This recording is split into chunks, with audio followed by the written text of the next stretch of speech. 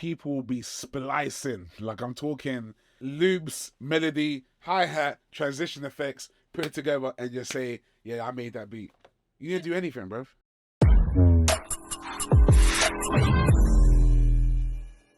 So hi everyone, welcome to our first ever producerlinkup podcast. We are here with V-man Pro. Well, God, how we doing? Yeah, so V-man, would you like to introduce yourself? Tell us about yourself in 30 seconds. Tell us what, 30 seconds. Yeah. Music lover, father, husband. That was more like 5 seconds. Oh, my bad. Oh, you want to go in depth? Yeah, All right, 30 seconds. What do you do? V-man Pro, what do you do? I'm V-man Pro. V, because obviously my name's Vanel, and that begins with V. And I'm a man, and I'm a pro at what I do. I like that. Excellent. That's right. Okay. And that becomes with making music, editing videos, probably. Just a man of all trades, you know what I mean? So, but music is number one, of course. Amazing. Yeah. So, okay, right. Tell us about yourself. What do you do? Where did it start? What, with this whole music thing? With the music journey, where did it start? This goes way back when I was a kid. Like, I'm talking, let's say about 3 or 4. Like, I've grown up in the whole, like, music family. My older brother, he's the one of the reasons why I started making beats. He's a producer himself. Grammy nominated, to be exact. Oh, wow. What's your brother's name? Divine Music. Yeah, he's very, like, known in the whole hip-hop gospel side of things, like, very big. Like, he's worked with, like, Lecrae and stuff like that. So, yeah. That started off that. But I all started with, like, my dad, he was a saxophone player, drummer. So, like, one day when I was, like, 4 or 5 years old, he bought me a drum kit. And he just told me one day just to tap the hi-hat. No, don't tap the hi-hat. Just do kick, snare, kick, snare. He said, do that in rhythm. Then he just left me. And I just kept doing that. But I just started to build, like, confidence and rhythm. And the rest is history, man. But, like, yeah, give me the whole family. Can you play the drums? Oh, yeah. Give me a pair of drumsticks right now. I'll give you... Speaks, where's your drum kit? You actually got a drum kit? Get the drum kit out. Swear down here the drum kit. If you got a drum kit, bruv, what? Next time. I'll do some fills, bro. We'll get out. That's how I pretty much started, and obviously just loved music ever since then. Like listening to old records, like even records before I was even born, I fell in love with them. I still listen to them to this day, and yeah, man, just fell in love with music. Obviously, I was that kid I was like that little brother in my brother's bedroom, just watching him make beats on Cubase. Don't even remember Cubase. Yeah, of course. That's what I started. That's it, yeah. No, actually, Where'd you start I with? started with Reason. That was the first thing. Reason, and I'm still using Reason to this day. Do you? 100. Do you rewire it? I do rewire certain instruments and put it together. I do that, yeah. Okay. So I use Reason. It's crazy because a lot of people be like, yo, that beat is hard. Send me the FLP. I'm like, I don't use Free Loops. I use Reason. Like, what's Reason? That's crazy. You start off Reason. I remember Redrum. Redrum's there, but they've expanded it so much that you can use VSTs now on Reason. So yeah, I'm sticking to my guns and keeping Reason to this day, mate. You know what I mean? Amazing. So okay, so what got you into production? Was it your brother? So it's my older brother. So yeah. What made you step into it? So you start with the drums and. So I was doing drums. I was playing in church at the age of like 6 or 7. You know what I mean? Playing drums. Obviously, it grew and grew. I was that kid in school beating drums on the table, and the teacher turning me off. You know, I was that type of guy. You know what I mean? But it pretty much did start with my brother. I was watching him create music. You know what I mean? I was watching him create like so many beats, and I was that guy trying to figure out. And when he goes to like school or college, I was that guy to turn on the keyboard and started like messing around with his system before he comes home. You know what I mean? So after I started with that, but then over the years, come like college times, I got my first taste of music production software, which was FL Studio. One guy gave away, I was FL Studio. I started with FL Studio. Well, if you go back in there, I actually did make beats on PlayStation 1. I don't even remember that. Yeah. What? Yeah, what? You don't remember? PlayStation 1, you were making beats? No, remember it's Music Maker. Music generator, yeah. Bruv, not every day Tekken sometimes make beats. Yeah, man. But I remember in college, I remember one time I was making, one of my guys, Lemon Boy, that was his name. I haven't seen him in ages, but yeah. He gave me a disc, Fruit Loops, and I started with that, but my beats were sounding terrible. But obviously, over the course of the time practicing my craft. I was getting there. But I just fell in love with Reason around 2007, 2008 with Reason. And ever since then, I haven't looked back. So you're still using Reason now? So I've started with Reason 3. So all those beats that Producing Income, it's from Reason? Yes. Wow. Guys, all those beats you hear are from Reason. So I'm having the Kanye moment right now. Okay. But, yeah, you know what I mean? So all started in Reason, man. So Reason 3, Reason 4, 6, and right now I'm on Reason 9 or 10, I think it is. And I haven't looked back. So can I ask, so with Producing Income, the beats that you play, so obviously you had the belt for 4 months in a row. Yeah. Then you got it for 5. You got it for the 5th one. I did the 5th one, yeah. And then you gave it to Kicks. I gave it to Kicks. Yeah. Big up Kicks. That was a very tough round. Yeah, very tough.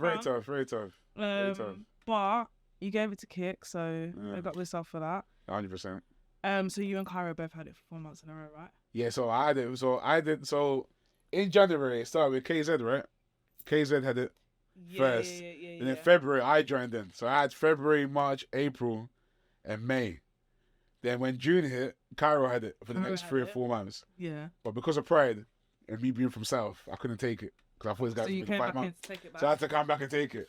But I thought to myself that, why would I take the belt? Yeah. You know what I mean? Let me just let someone else have like a moment, because this could actually help them.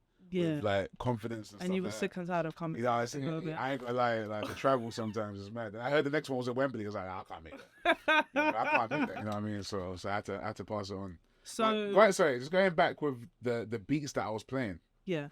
Now the beats I was playing the first time I came, those beats, all of them beats, no word of a lie, all of them were made like 7, 8 years ago. Really? They were not fresh beats. Wow. I wish I can show you like receipts and like. So what do your beats sound about now? I mean, over the course of the time when I had to like defend the belt, those were the latest beats I was playing. Some of them. Wow. You know what I mean? So like, I was making some of the beats you've heard, especially the first time in February. They're all made like 2016, 2017. I mean, to be fair, they were perfect to battle with anyway. Yeah, no, I appreciate. They were perfect because they switch up as well. Yeah. So, do you still switch up your beats in the same way? I mean, later, not as much. I mean, if I was working with an artist, I wouldn't really do that. It depends on the mode. I've done it a couple of times where I've switched up. Yeah. But because this was a beat battle, with beat battles, you need you need to show the audience and people that this is a battle, not a production battle. Production, you can make a 16-bar, 8-bar loop. Sounds great for an artist. Yeah. But beat battle, you got to show transitions. You got to show effects. You got to show surprises, like what's going to happen. You know what I mean? I think that's why I kept on. Can I say, so the beats were 8 years old, yeah? Yeah. But your use of samples, I feel like you put memes or things that were very current. Exactly. Online, like current affairs. You incorporate that in your beats. So that's it. What was your process with that? Oh, like for instance, Shoreditch, when I faced Cairo and I retained the belt with the Producer Linkup. That beat you heard there again, that was made around 2016. But what I did was, I used the beginning part of it. Then with that switch up, I thought, let me switch it up to something a bit more current. Yeah. That's when the Amapiano sort of thing came on about. And with the memes and that, I felt that, you know what, it's a beat battle. And you're trying to not just make beats, but you have to like entertain the audience. Yeah. So I thought... And you did that well. Yeah, what I could do, let me try and like put current affairs. So around that time, if I could remember, Will Smith slapped a man. Keep your name. Yeah, so I thought, let me put that in there. Cairo didn't chat shit about my wife. I just thought it would be fun, innit? So I put that in there. So, but what I like to do, I like to just keep things entertaining. That's why I put memes in there, like or stuff that like relate to me. Like I'm a bus driver, so I usually put like bus sounds and stuff in my beats to let the people know. Okay, yeah. So I think what I did, I think it was Croydon. I think I did Croydon. The Croydon one when I faced Wes in the final. I think Novelist was choosing the winner. I didn't make that one. But yeah. I must have made the beat. That was current. Made the beat, and the switch up was like, this bus goes on diversion. I did the whole like, oh, he's taking you on the journey of. That what he does. People know as well because they heard you. Heard this. Straight from work. Exactly. Yeah. So there's no hiding with that. No hiding with that for sure. All right, do you know what? Fuck it. Let's go into it. What is your view on using loops? Are you a person that uses loops? Are you a person that uses splice? Are you a person that agrees with splice? Do you like splice? Do you see people making beats in 10 minutes or 2 minutes using splice? What's your views? I want to hear it. Listen, I can't sit here and be like, yeah, I'll do everything myself. Nah, I get inspired by loops and melodies that are out there, especially on splice, and I'll use them. What I don't like is the fact people will be splicing. Like, I'm talking loops, melody, hi-hat, transition effects, put it together and just say, yeah, I made that beat. You didn't do anything, bruv. I've seen people make beats in literally less than 5 minutes. I've seen it. Just splice, drag, drop, put it there, back, highlight it, copy and paste, another section, back, is mine. I'm like, bro, that's a bit much. Because I use loops. Like, sometimes I might say, you know what, I need a quick hi-hat. Someone's got a hi-hat loop on there, I'll put it into my beat. Because I ain't got time to program a hi-hat sometimes. But you might do a little edit. But I might do a bit of edit. You know, I might change it halfway, might reverse it in one point so it sounds a bit different. Yeah, I'll be doing that. But what I just don't like is certain people, especially when it comes to samples as well, just be sampling the hell out of a classic record and put a drill beat over it without actually having fun with the sample in terms of chopping it up and rearranging it. You know what I mean? That's one thing. That's just me personally. You know what I mean? I think it's just like, can you call it cheating? It's a tricky one because some people, they use loops and they might not just keep the loop how it was when they downloaded it, so they edit it and they change it into something completely different. Because I feel like with loops you can run into a bit of a problem whereby if I use a loop and it's royalty free and then someone else uses that same royalty free loop, if their one blows in the charts, mine might flag as copyright. So then we run into a bit of a problem. So if I was to use a loop, I'd rather change it, switch it up and make it into something else. Fair enough. That's what I do, 100%. So you change it. So like if you got a hi-hat loop, like you said, maybe like change the pitch. Just change the pitch, man. I mean, some of the hi-hat loops that I take, sometimes I could literally do that hi-hat myself. But sometimes I get a bit lazy. And just literally pick the same hi-hat that I could possibly do myself. What difference would it make? You know what I mean? But what it is just like trap melodies or melodies that are someone that's made and you put it there, then get a drum beat loop that someone's made and you just put it together. And don't do anything with it. Well, I'll give you an example, for instance. Wow, that's mad. Like, I'm a piano, for instance. Of course. They have like, a lot of the tracks have a rhythm section going through like a little bit of percussion. And it's very similar in every single track, but they might slightly edit it. But I feel like it's quite a fundamental part of the genre. It is. So with that, I think, okay, cool. It is. But with loops, so are you for loops or? Not for loops. I just think use it appropriately and don't take the piss. What's your thoughts, Smith? Be distinct. Be distinct. What do you know about that? Don't just like rearrange it. Rearrange it. You know what I mean? Like, do something. Like, especially with the melodies, like with hi hats. I mean, you can create the hi hat. You know what I mean? Like percussion is not too obvious, But with like a melody that someone's made and put it in their sound pack that's available on Splice, which is nothing wrong with it.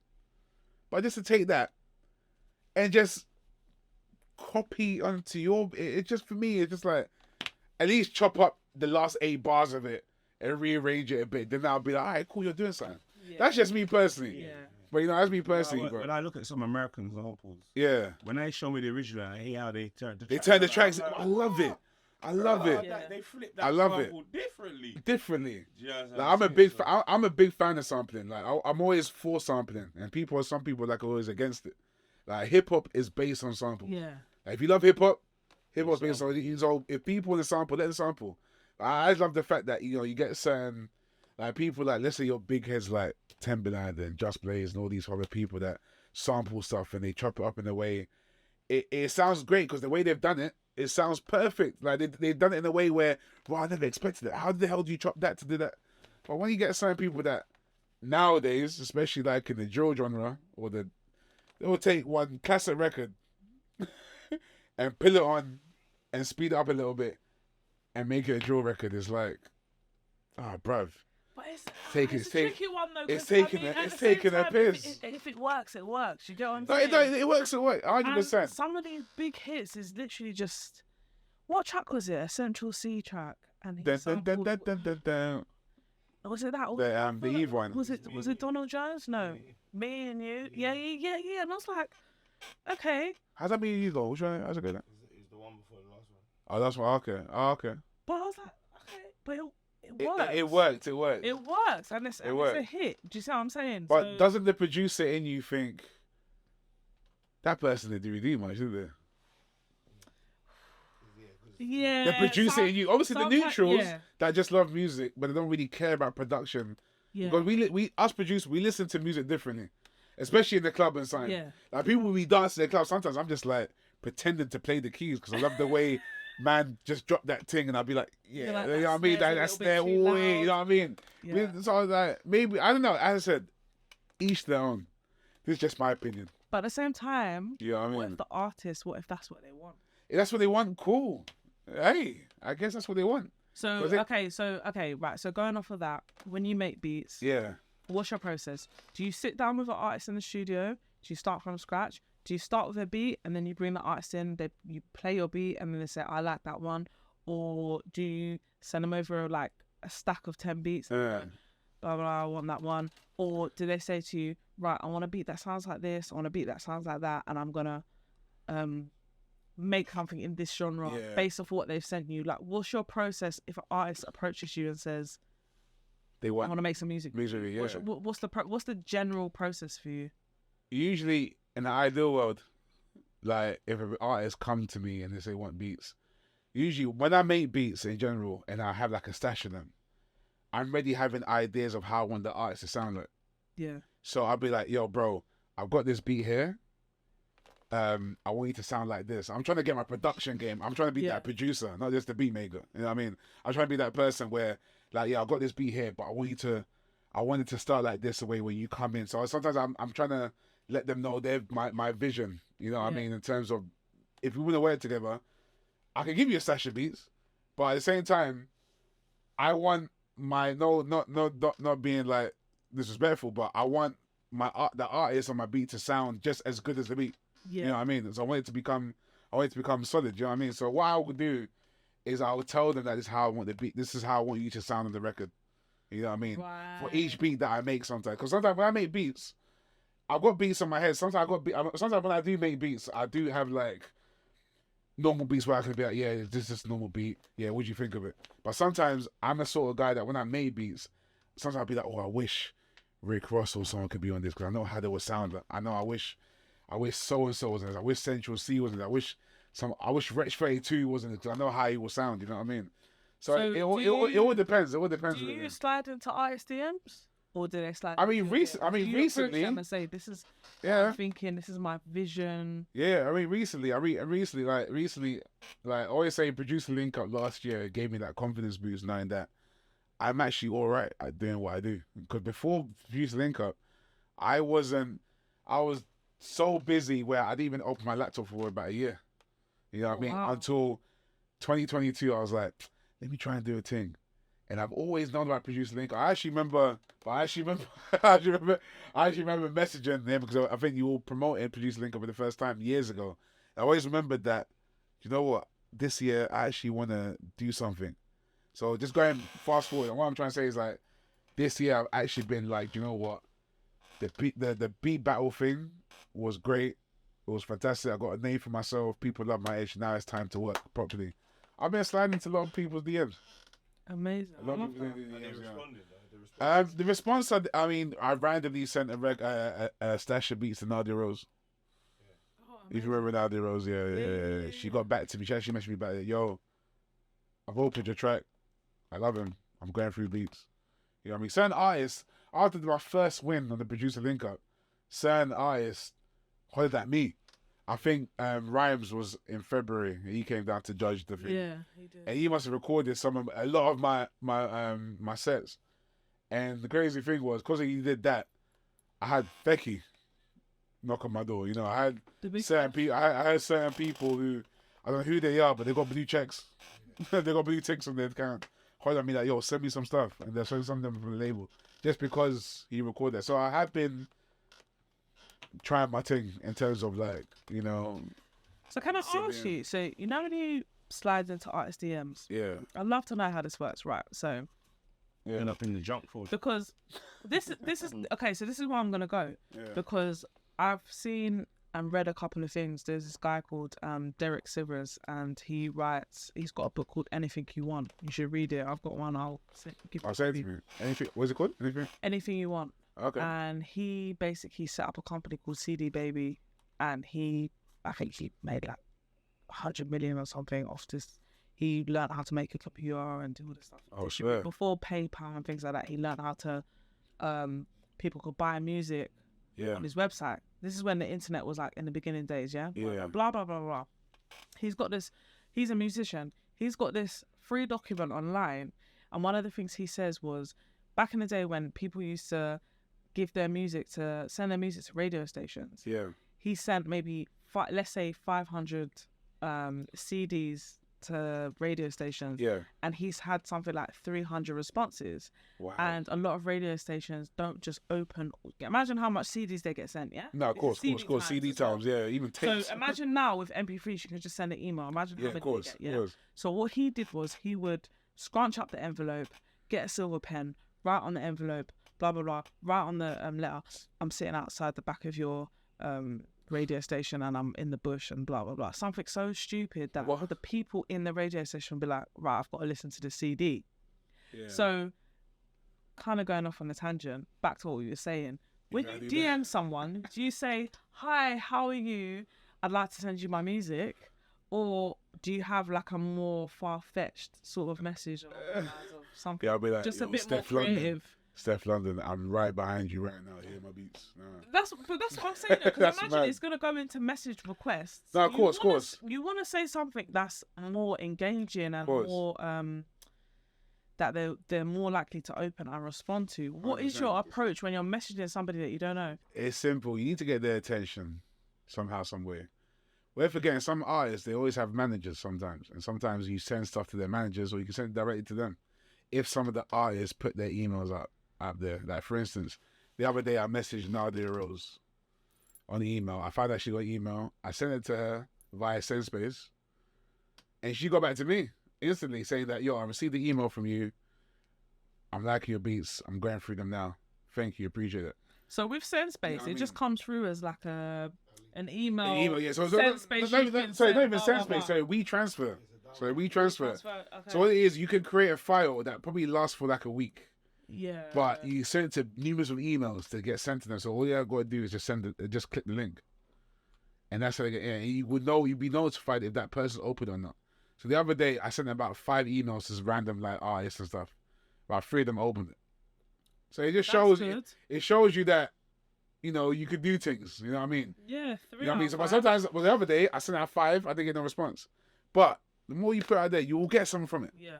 You know what I mean? It's a simple saying. Whatever you put in, you will get something from it. You know what I mean? So that's how I do it. And to get attention, you might just have to just like message them like, oh, hi, I sent you an email the other day. Have you received it? They might not message you, but just be on their case. You know what I mean? think a good thing is following up. Because sometimes I've emailed people before for various different things. And they might not email back straight away, but you follow up and they'll go, hey, sorry, I was on maternity leave. Hey, sorry, I was on paternity. Yeah, of course. You know what I'm saying? And they'll be like, I'm so sorry I didn't get back to you, but blah, blah, blah. I saw the press pack that you sent. And you see what I'm saying? Yeah. So I think follow-up is always a good thing. Follow-up is definitely a thing, for sure. So you don't send any kind of weird and wonderful messages? Nah, but since you messaged that... I'm an alien from... You know what I mean? I'm from the space... I'm from Mars. I'm from Mars, and we're out here making beats. And I'm in your backyard. Yeah. It took me 12 years to get here. Yeah. 8 more beats. There we go. So, is it anything like that or no? Not yet, but I might use it. I might use it. Maybe soon. I might use it. I think that would be a good tactic. It makes sense. I'm from Mars. I made beats. It took me 12 years to get to you from Mars. And we're here now. You better hear my beats. You better open that file. You better open that file, bro. Loud and dynamic. Yeah, like some beats nowadays, I'm getting as an engineer, I'm seeing that everyone's just cranking it up. It. Right, so basically, okay. So some people, they limit their beats too much. Yes. Can we agree? And I'm not gonna lie, I feel like with FL Studio, is it the environment in FL Studio and it's coming out very limited? Because Logic doesn't come out that limited, but then I don't crank up the limiter.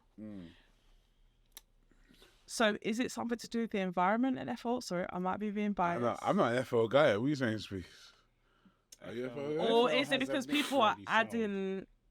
This is what I'm saying. I can hear a beat and I go, I think that's FL. FL can produce a mix ready sound quicker than any other dog. I give it that. Yeah. So it's already got.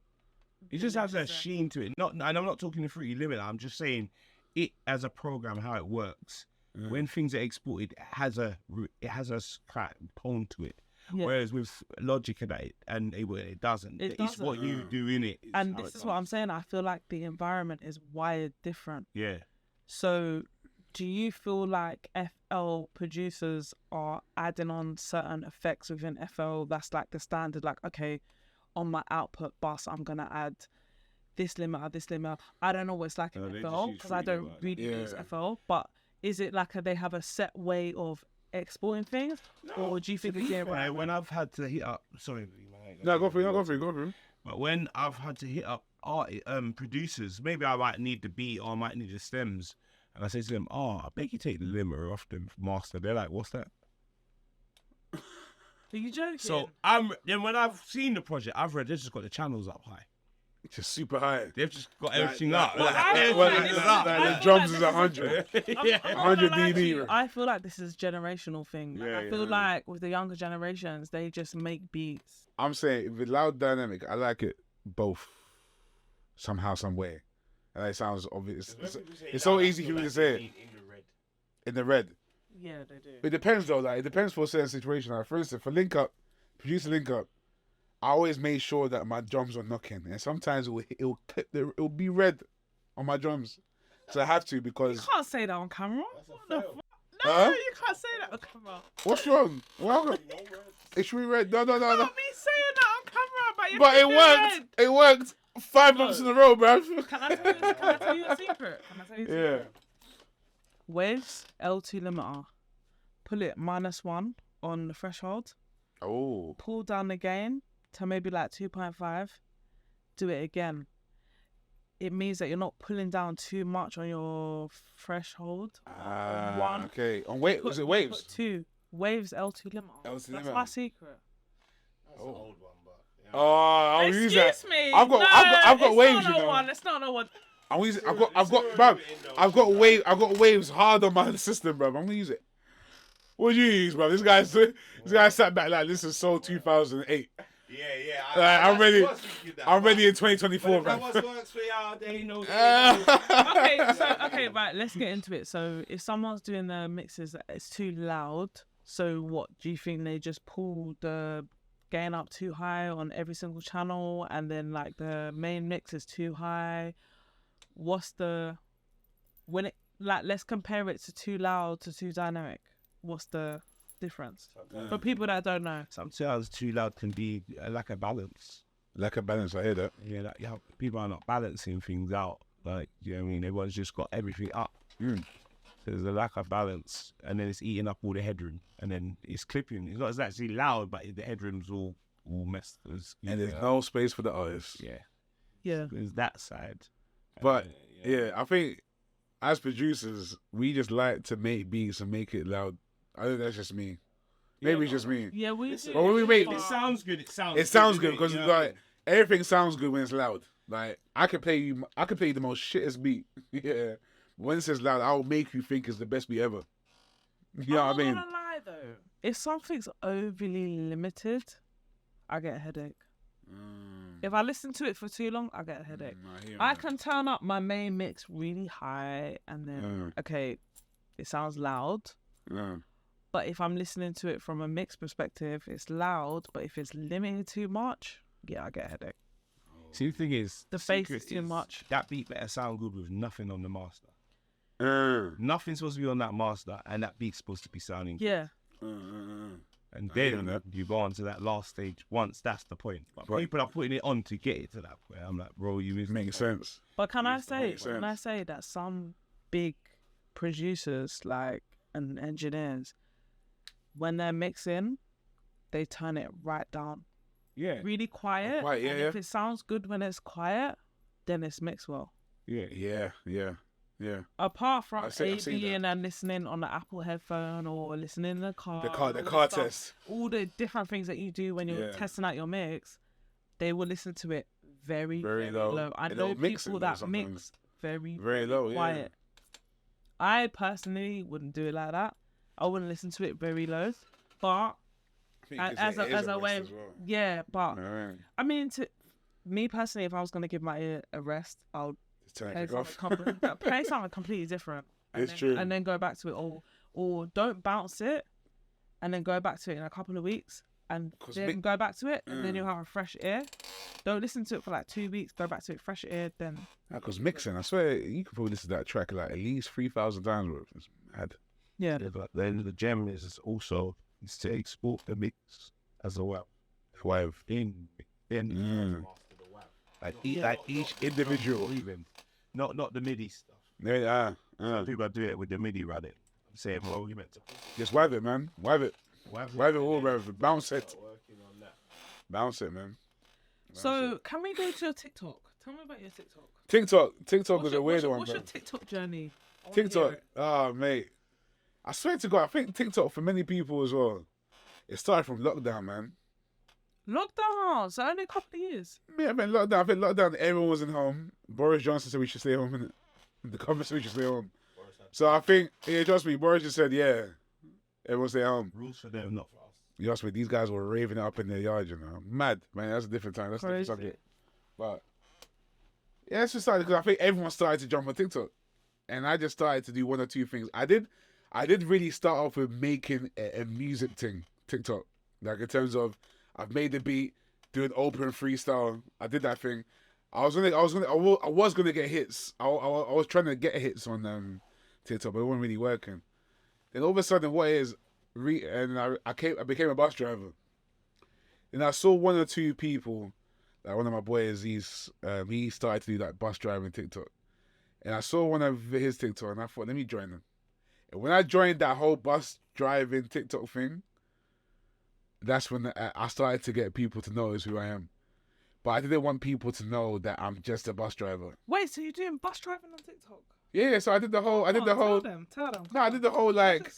I did like a few like storytelling of being a bus driver. Like for instance, one of my biggest videos that were out there is a bus driver, is a passenger coming up to me asking, "Does this bus go to Animal or something?" Huh? Yeah. Animal or something. So I made like a little me thinking, sorry, love. Animal and what? It's like Animal and Building. Wait, sorry, do you mean Elephant and Castle? And I was like, yeah, and that became a big viral moment for me.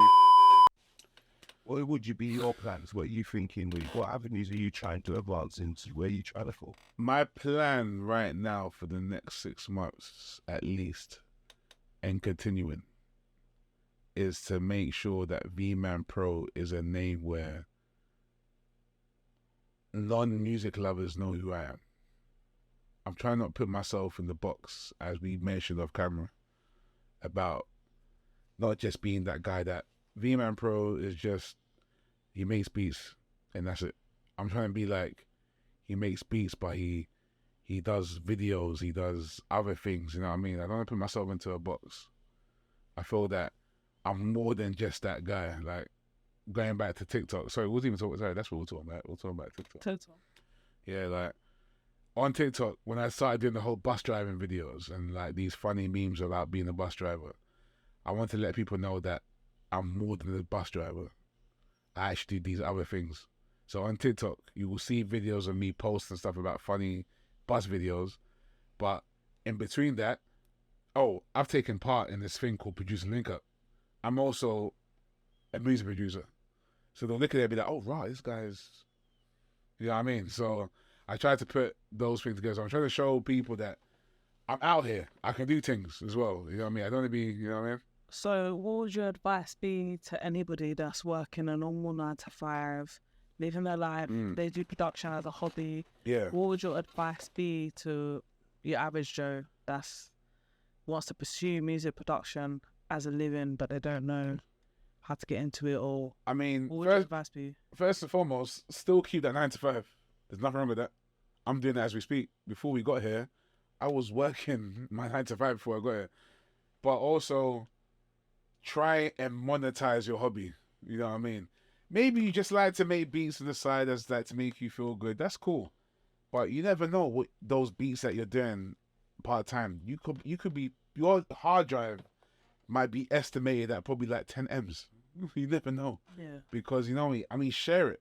I just feel that creatives need to start sharing their things online. Whether you're an artist, as in like a drawing, whether it's music, is it making these videos, or share it. I'm telling you, this thing here,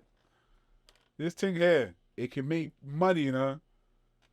Don't think it's just to make calls and look at memes. Sometimes you can create something and it'll blow. We've seen it over the years. Your KSIs, your Chunks, your other people. They're just not using the phone, but they'll just use something and it will just blow up.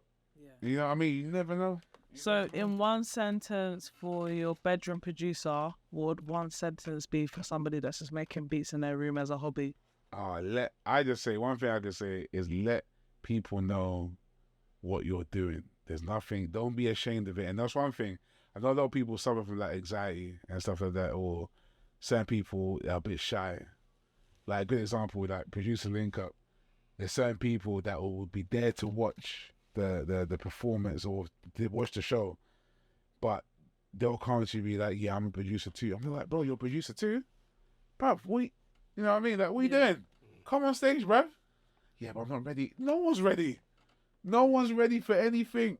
Come on stage. Show your beats that, yeah, you sat there in your socks and boxers and make that drill beat. Let people know that I made that in the bedroom and I'm here to showcase. You need to know where you're at. If people like it, people not. That's another thing with producerlinkup. Like, I'll make beats and be like, oh, are people feeling this? If people not feeling it, that means I have to go back to the drawing board. Because that's a good way to experiment your beats. And guess what? You never know who's listening. The other day, DJ Semtex just walked in. Do you know who Semtex is?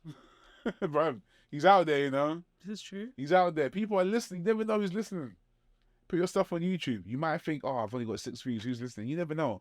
Out of that 6 people that are watching that video on YouTube, one person could be a manager for something. And you never know who's watching. Anyway, thank you so much for joining in. Next time we're going to touch on some more things like Britain's Got Talent and some of the other things you've succeeded in. But thank you very much. And next time we'll have a very lovely producer coming to join us. We'll let you know. Keep on track with the socials at producerlinkup, at V-man Pro and everything. At V-man Pro. Thank you so much. PlayStation, if anyone still plays it. What?